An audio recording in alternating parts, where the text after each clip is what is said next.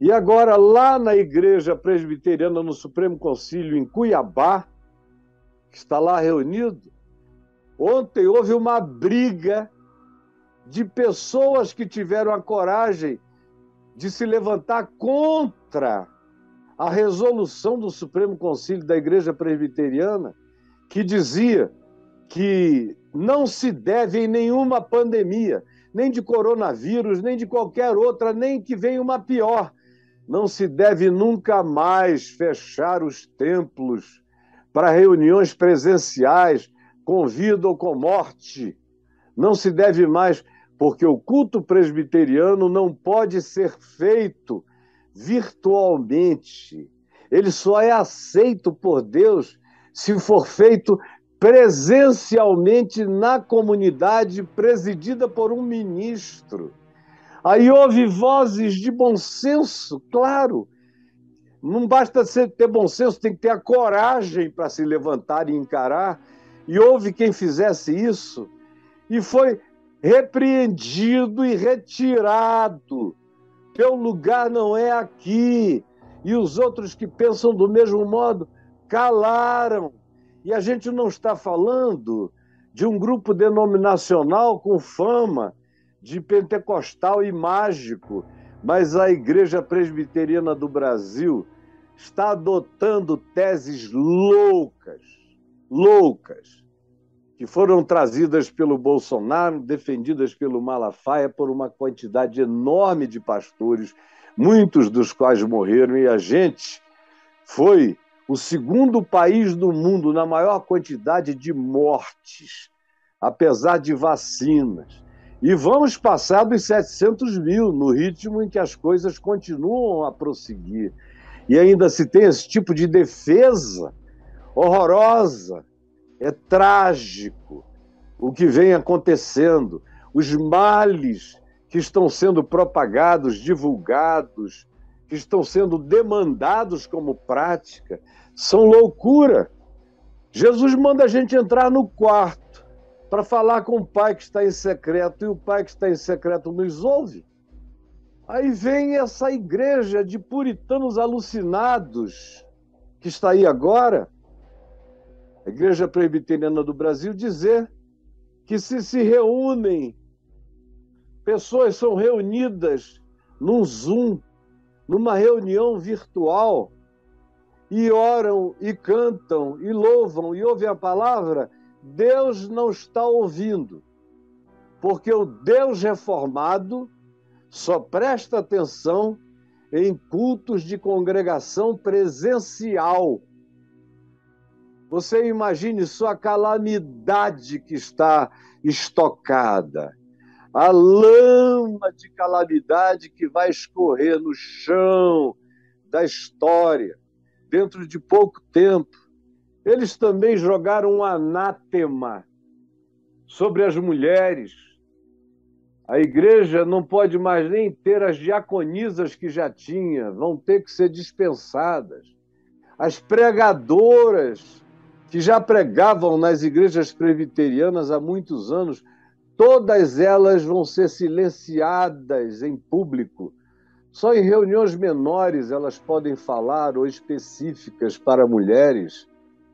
E aí uma quantidade imensa de outras loucuras que eles foram vetando, estabelecendo como se fosse uma política de um governo fascista, nazista, só que tudo isso feito em nome de doutrinas, de dogmas. É a lama vindo e escorrendo.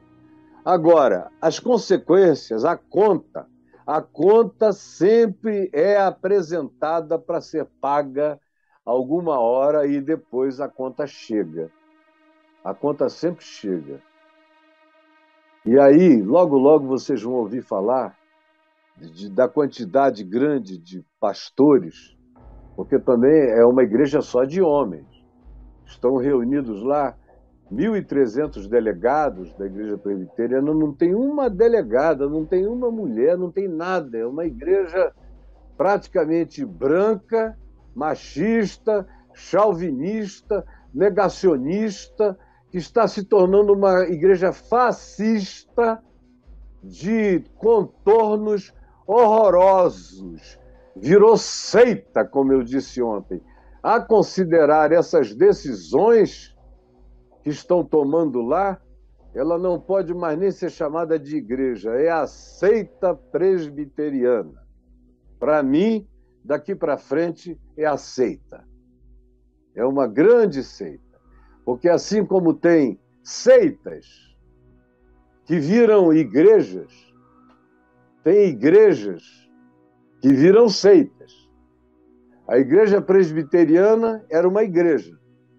Está se transformando numa seita. Não tem antiguidade histórica que previna essa possibilidade. Você pode ter 500 anos de uma coisa razoável, nunca foi bom, mas razoável. Dava para conviver. Em algumas coisas tinha até manifestações melhores do que a maioria dos outros. Mas isso não é garantia de nada, basta mudar. Em menos de uma geração, em 4 anos, em 5 anos, tudo vira ao contrário, de pé na cabeça, como aconteceu. Então, aquela que já foi uma igreja, que a gente podia chamar de igreja no Brasil, hoje, honestamente, só dá para classificar como seita. Os conteúdos são conteúdos de seitas. As práticas, as ditaduras, as continuidades, as vitalicidades e as mamatas são aquelas que a gente só identifica em seitas. Nasce a seita presbiteriana. Agora eu vou mostrar um vídeo de uma seita chamada Deus é Amor, que foi criada pelo missionário Davi Miranda e que desenvolveu-se de uma igreja pentecostal para se transformar numa seita horrorosa, de coisas terríveis, que destruiu a vida de milhares, quiçá de milhões de pessoas, de enganos diversos, de invenções doutrinárias muito parecidas com essas da igreja presbiteriana no Supremo Conselho de Cuiabá. E olha só, é uma engenharia reversa que a Igreja Deus e Amor está tentando estabelecer para si mesma, viajando de seita, tentando virar igreja. E a igreja presbiteriana era igreja e se transformou numa seita. Olha só o que eu estou dizendo. De desculpas para todas as pessoas que saíram feridas da Igreja Deus e Amor. Eu queria pedir desculpas para pessoas que estão hoje depressivas pelos fardos pesados que a nossa cultura impôs sobre elas. Eu queria pedir desculpas para todo mundo que foi morto na fé por uma cultura de julgamento que nós temos na Igreja de Deus e Amor. Me desculpe do fundo do meu coração. Essa é a oração de Daniel, que pediu desculpas a Deus e perdão pelo erro dos seus antepassados. É isso que eu venho buscar melhorar. É isso que eu venho buscar transformar. E qual que é a consequência disso tudo, da não mudança? O resultado, ele fala mais alto que qualquer argumento. 95% da nossa membresia são adultos e idosos. E uma igreja que não tem jovens é uma igreja fadada à morte. Se a gente não mudar, será que existe uma IPDA do futuro? Será que existirá uma igreja Deus e Amor daqui 30 anos se a gente manter tudo igual? Não, e não precisa, meu filho, eu gosto de você. É a segunda vez que eu te ouço. Da primeira vez eu disse: esse menino, esse homem jovem vai tentar honrar o que os antepassados dele não fizeram. E ele tem tido a coragem de manifestar isso, como agora, outra vez, de maneira explícita e lúcida. Próxima vez que eu for a São Paulo, e não deve demorar, eu quero encontrar esse jovem adulto pastor que tem essa coragem e essa lucidez, porque não precisa esperar 30 anos. Muito antes disso, se não se fizer nada, se não se acabar com o espírito da seita e não se levar a igreja Deus é Amor, que tem um nome tão bonito, e praticou a antítese. Na realidade, parecia que Deus era ódio, Deus era juízo, Deus era expurgo, Deus era tortura, Deus era maldade psicológica, Deus era inferno o dia inteiro. Foi isso que aquela multidão, que inicialmente foi atraída por milagres e curas, acabou tendo que introjetar. E tem uma coisa que, como eu já disse, é perversa na mentalidade do povo.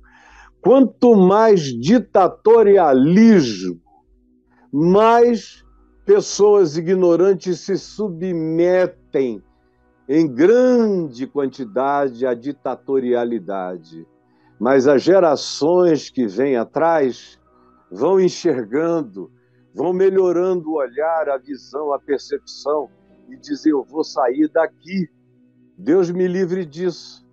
E ele, com visão, está dizendo: olhemos para o futuro, porque com base em todos esses enganos e erros e não evangelho, e dogmatismos inventados e moralismos criados, essa igreja vai morrer. E não é uma igreja pequenininha do tamanho da igreja presbiteriana, que tem lá 800 mil membros. Se tiver, está em torno disso. Não é pequena como essa, era uma igreja de milhões de pessoas. E vai secar, está secando, vai ficar vazia. Não vai ter nem crescimento vegetativo. E não precisa esperar 30 anos. Agora, a igreja presbiteriana do Brasil, já dentro, eu falei ontem, de 5, 6, 7 anos, vai estar experimentando isso. Porque os filhos desses caras que estão lá, bem como as esposas sofrem miseravelmente com esses machistas entupidos de brutalidade e ignorância e falta de sensibilidade humana e de consciência de quem é Jesus. São filhos de um Calvino pervertido, mas eles não sabem quem é Jesus, não sabem. Agora, as esposas deles, daqui a pouco, vão levantar a bandeira. Vocês vão saber da quantidade de divórcios que virão na esteira desse mar de lama. E outra coisa mais, os filhos já começaram a gritar. Os filhos já não estão aguentando. Tem muito filho saindo, deixando isso, não querendo mais nem ouvir falar. São meninos que se sentem gays ou se confessam gays, meninas que se confessam lésbicas ou que se sentem, no mínimo, de indefinidos em relação a isso e não aceitam a definição binária imposta pela igreja e que estão em estado de abandono. Já existem muitos pais sofrendo dentro da igreja presbiteriana porque não sabem nem como lidar com essa situação, porque são doutrinários a chamarem esses filhos de anátema. E quem tem o coração um pouco melhor não consegue fazer isso. Mas nem sempre tem a coragem de vir a público e deixar tudo claro e viver com as consequências e cobrir os filhos, cobrir as esposas. Tem muita gente que só sofre, mas não tem a coragem de encarar, de enfrentar. E quem sofre, a melhor hipótese, quando não tem coragem de enfrentar, é se recolher, pelo menos para tentar abraçar os filhos e a casa e a família para não perder tudo que lhes seja precioso. Porque esse tipo de proposta é como quem joga a pá de cal, é como quem sepulta o que ainda não estava morto, só estava sofrendo de catalepsia ou de catatonia, mas que ainda tinha chance de ser revivido por uma ressurreição, por uma paciência ressuscitativa, com a palavra da verdade sendo aquela que se manifestasse como soro dessa possibilidade, mas não. Eles estão conseguindo tornar tudo pior e vão aprender a viver com as consequências.